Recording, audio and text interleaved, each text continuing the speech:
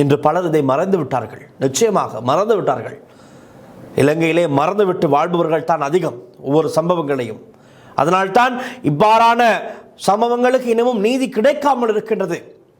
எத்தனை ஆதாரங்கள் முன்வைக்கப்பட்டது, எத்தனை விசாரணை குழுக்கள் அமைக்கப்பட்டு அதிலிருந்து விசாரணைகள் தீவிரமாக இடம்பெற்று பல பேர் பலவிதமான அறிக்கைகளை தயாரித்து சமர்ப்பித்தும் அடுத்த கட்டம் என்ன? எங்கே நீதி?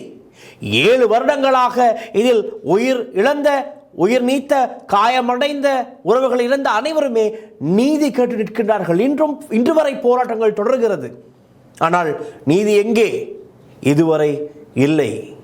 நீதி எங்கே என்று தான் கேட்க இருக்கிறது. இதற்கிடையில் 3 ஜனாதிபதிகள் இலங்கை ஆட்சி செய்து விட்டார்கள். தாக்குதல் இடம்பெற்ற போது அதற்கு பிறகு 2 ஜனாதிபதிவார், இப்பொழுது 4வது ஜனாதிபதியாகத்தான் அனுரகுமார திசாநாயக்க ஜனாதிபதியாக இருக்கின்றார்.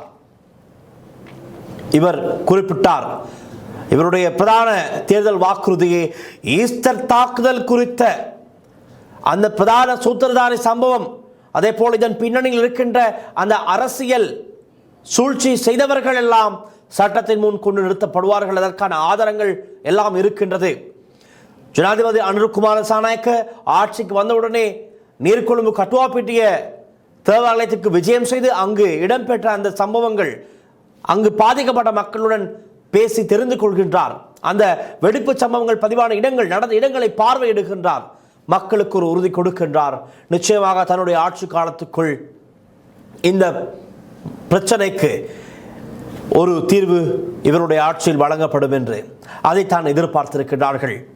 7 வருட நிறைவு இன்றைய தினம் ஒரு விசேட நினைவேந்தல் நிகழ்வு கொழும்பு கொச்சிக்கடை புனித அந்தோணியார் ஆலயத்திலே இடம்பெற்றது. இந்த நிகழ்வு மாத்திரமல்ல, நீர்கொழும்பு கட்டுவாப்பிட்டிய புனித செபஸ்டியார் ஆலயத்திலும் மற்றும் ஒரு நினைவேந்தல் நிகழ்வு மற்றும் கவனஈர்ப்பு போராட்டம் ஒன்றும் இடம்பெற்றது. இப்படி இருக்கிற நிலையில் இன்றும் இவர்கள் கோரியிருப்பது, பாதிக்கப்பட்டவர்கள், இதோடு இந்த தாக்குதலினால் தாக்கங்களுக்குள்ளானவர்கள் அனைவருமே கோரியிருப்பது நீதி எங்கே என்று தான். இன்று கொழும்பு கொச்சிக்கடை புனித அந்தோணியார் ஆலயத்திலே தான் பிரதானமான நிகழ்வு இடம்பெற்றது. இதற்கு கொழும்பு உயர்மறை மாவட்ட பேராயர், வணக்கத்திற்குரிய கர்தினால் மெல்கம் ரஞ்சித் ஆண்டகை, வணக்கத்திற்குரிய ஓபால்பே சோபித்த தேரர்,